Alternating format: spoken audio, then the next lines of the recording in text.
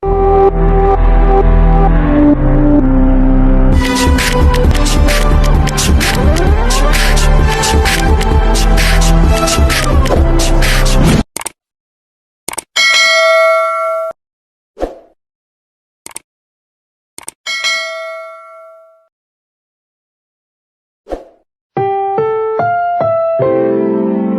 programang ito ay rated SPG, striktong patnubay at gabay ng magulang ang kailangan. Maaaring may masiselang tema, lengguwahe, karahasan, sexual, horror o droga na hindi angkop sa mga bata.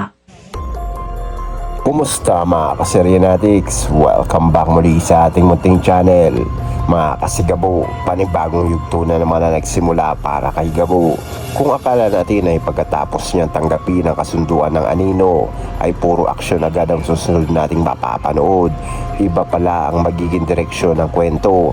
Dahil bago tuluyan sumabak si Gabo sa kanyang mga bagong misyon, kailangan muna niya pagdaanan ng mga isang matitinding pagsasanay. At dito natin nakita na hindi pala sapat ang tapang at lakas para maging bahagi ng anino. Kailangan ding patunayan ni Gabo na kaya niyang kontrolin ang kanyang sarili at sundin ang mga bagay na kailangan sa kanyang mga bagong misyon. Gabo, sinimula na ang matinding training sa ilalim ng anino. Isa ito sa pinakamalaking pangyayari sa episode kagabi. Matapos niya tanggapin ang hamon ng kasunduan sa anino, nagsimula na siyang sumailalim sa training para sa mga susunod niya misyon. At mga kasigabo, hindi ito ordinaryong training.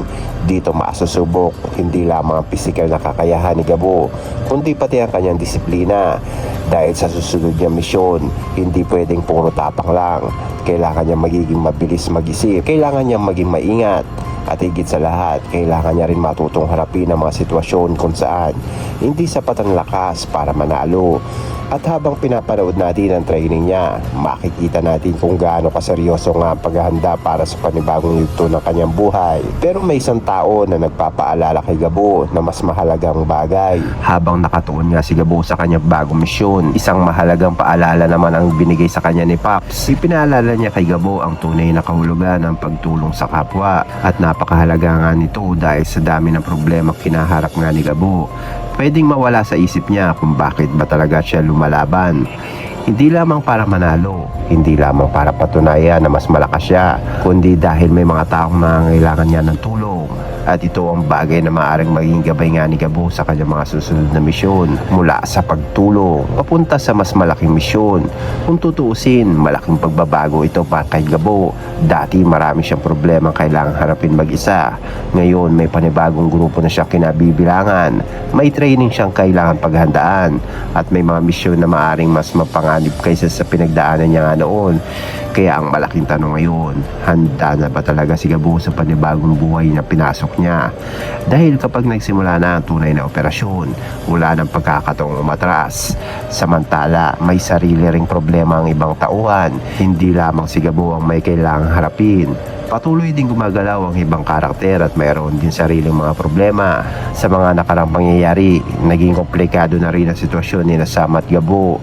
At ngayong may bagong direksyon na ang buhay ni Gabo, malaking tanong kung paano maapektuhan ito ang kanilang relasyon. Dahil habang mas lumalalim ang pagkakasangkot nga ni Gabo sa anino, mas marami ring bagay ang maaaring maglayo sa kanya kay Sam.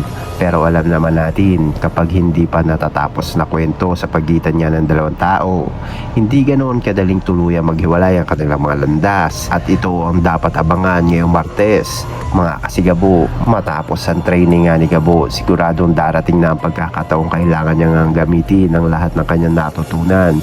Ang malaking tanong, ano ang magiging tunay niyang misyon sa ilalim ng anino? At kapag dumating na nga misyon, kaya ba nga niya panindigan ang kanyang pangako? Dahil maaring mas malaki ang panganiban na naghihintay sa kanya. Kaya inaasahan niya at posible rin sa kanyang unang misyon ay makaharap niya nga mga taong hindi inaasang maging bahagi nga ng kanyang laban. Pero may isa pang mahalagang tanong. Habang natututo nga si Gabo na maging mas mahusay sa kanyang bagong misyon, paano naman ang kanyang pagkatao? Mananatili ba siyang Gabo na kilala natin o unti-unti na nga siyang magbabago ng mga bagay na kanyang mararanasan sa ilalim nga ng anino? Ito ang pinaka-interesanting bahagi ng bagong yugto ng Sigabo dahil maaaring mas lumakas si Gabo.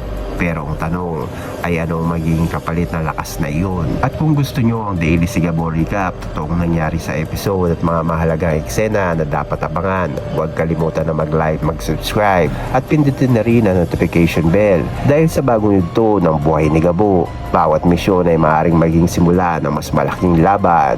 Maraming salamat mga kaseryanatics.